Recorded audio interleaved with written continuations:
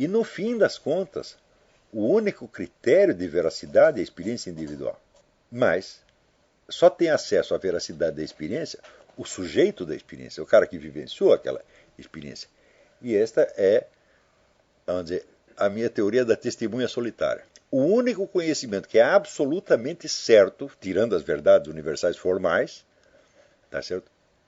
É aquele da sua experiência direta, que só você teve.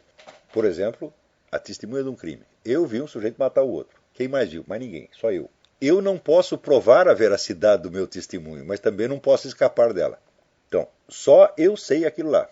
Tem um poema do Ungaretti, Giuseppe Ungaretti, que ele fala de um velhinho turco que ele conheceu numa pensão, né? E era um velho, assim, viu uma vida miserável, isolada, e ele diz assim, e talvez, eu não lembro como é em italiano, ele diz, e talvez só eu sei que ele existiu. Não teve testemunho, o testemunho fui eu. Então como é que eu posso provar que ele existiu? Que ele fez isso, mas aquilo, ninguém viu, ninguém ligava para ele. Então, é testemunha solitária de uma existência humana inteira. Este é o conhecimento certo. Isto é simbolizado para nós por Jesus no alto da cruz. Ele sabia tudo o que estava se passando, mas só ele sabia. Os seus próprios apóstolos fugiram. Então, Jesus no alto da cruz é a máxima testemunha solitária. E isto, vamos dizer, é um símbolo bíblico que nós jamais podemos esquecer. O Logos encarnado, pendurado no alto da cruz, tá certo? É a testemunha solitária do conhecimento universal. E não há outras testemunhas. Então, isso quer dizer que o que quer que você conheça efetivamente, você conhece como Jesus conheceu do alto da cruz. Ou seja, é uma verdade comunicável, mas não provável. Você pode dar o seu testemunho, mas você não pode prová-lo. O seu testemunho pode ser usado como elemento de prova, mas não há prova do próprio testemunho. No entanto, você vê que praticamente toda a tradição filosófica, entre aspas, do mundo ocidental, tomou a forma da busca de um discurso universalmente válido que tenha que se impor obrigatoriamente a toda a humanidade, ou pelo menos a todas as pessoas qualificadas para compreendê-lo. É o contrário da testemunha solitária. Então, quando os positivistas se voltam contra os grandes sistemas metafísicos que pretendem, né, dizer tudo sobre a estrutura inteira da realidade, os positivistas têm toda a razão. Só que acontece o seguinte, eles fazem pior ainda do que os metafísicos. Veja, Platão, isso aí todos os grandes estudiosos de Platão dizem isto. Platão jamais quis montar um sistema. Ele jamais quis fazer um sistema de teses universalmente válidas. Ele mesmo dele diz explicitamente que ele tem ojeriza, ele tem horror disso. Ele diz, eu jamais vou escrever uma obra sistemática, um manual, uma série de princípios, porque a filosofia para ele era a permanente busca da sabedoria. E o aperfeiçoamento é a busca da ordem na sua própria alma, que ele passava para os outros como um exemplo. Isso quer dizer, vamos dizer, que o maior metafísico de todos os tempos nunca fez um sistema metafísico. Não tinha tempo para perder com esta bobagem. Ele estava tratando de uma coisa, um problema real, que era a ordem da sua alma, e de outro problema real, que era a ordem da sociedade em torno. A ordem ou a desordem, será a ordem da alma dentro da desordem da sociedade. Então, criar um sistema de teses universalmente válidas é a própria negação da testemunha solitária. E é a fuga às responsabilidades da testemunha solitária. Ou seja, você não aguenta saber sozinho uma coisa que os outros não sabem. Você não aguenta trazer em você mesmo a única prova da verdade que você tem. Você quer que os outros confirmem. Ou seja, você sofre da síndrome do piu-piu. Você prefere confiar nos outros do que nos seus próprios olhos. Então você pergunta para os outros se você viu determinada coisa. Será que eu vi um gatinho? Então, isto é a covardia organizada.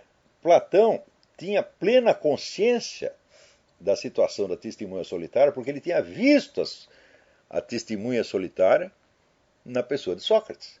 Sócrates era um portador de uma verdade que era inacessível à maioria. Dele ensinar para quem se abrisse àquele ensinamento.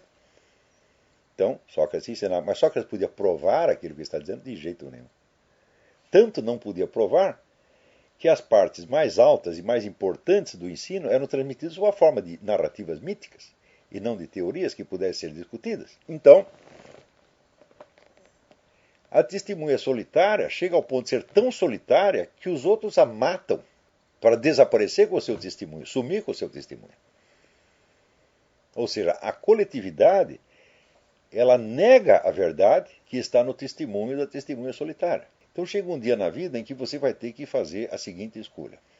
Eu quero a verdade, mesmo que eu não consiga prová-la e mesmo que eu não consiga transmiti-la para ninguém, ou eu quero só aquilo que eu possa partilhar, ter em comum com os outros e ser confirmado nas minhas crenças por todo mundo, por todos os meus colegas, por todos os meus pares, assim por diante. Na primeira hipótese, você é um filósofo. Na segunda, você é um professor universitário, ou um intelectual no sentido moderno.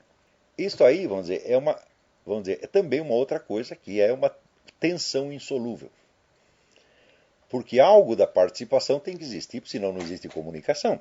Porém, esta participação não pode chegar até aquele ponto em que o conteúdo do seu testemunho se transforma num sistema de teses, né, que tem que ser aceito por todo indivíduo capaz de pensamento racional.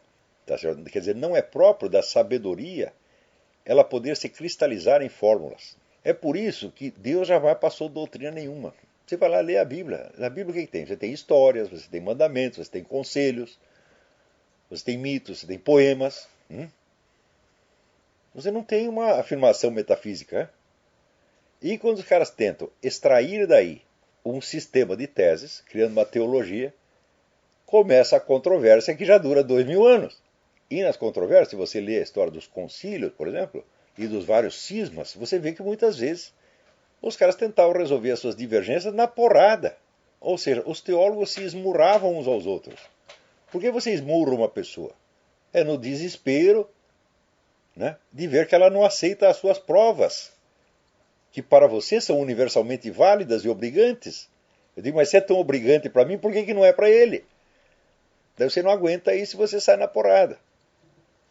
Quer dizer que a discussão teológica, tá certo?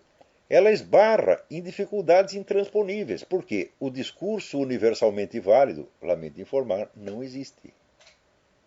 Existe a verdade, e a verdade é acessível, mas há um limite para a sua transmissão. Então, só quem pode impor verdades universais ao ser humano é Deus. O ser humano está limitado às possibilidades do seu próprio testemunho solitário, que pode ser compartilhado com pessoas afins, pessoas que se abram à mesma experiência e que parcialmente podem ter acesso a uma experiência similar e concordar com você em parte. Você vai ver que entre os alunos de Platão, pouquíssimos tiveram tanta boa vontade quanto Aristóteles. Aristóteles tinha tanto amor, tanta admiração por Platão, que dizia, Platão é tão bom, tão bom, tão bom, que o homem mau não tem o direito de elogiá-lo. Ou seja, para você elogiar Platão, você já tem que ter uma certa qualidade. E, no entanto, ele não conseguiu enxergar as coisas exatamente como Platão as viu. Ele viu de uma outra maneira. E essa tensão do platonismo aristotelínico, a tensão interna da academia, ali está, nessa tensão, está a própria natureza da filosofia, que nasce da experiência intransmissível da testemunha solitária e se propaga através de uma comunicação dialogal, como nós fazemos aqui. Eu não estou tentando provar nada para vocês. Eu estou tentando sugerir, tá certo? E inspirar vocês. Não provar os pontos. Né? Claro, existe prova, mas somente contra aqueles setores da realidade que são facilmente percebidos por todo mundo ao mesmo tempo. Ou seja, existe prova no nivelamento por baixo.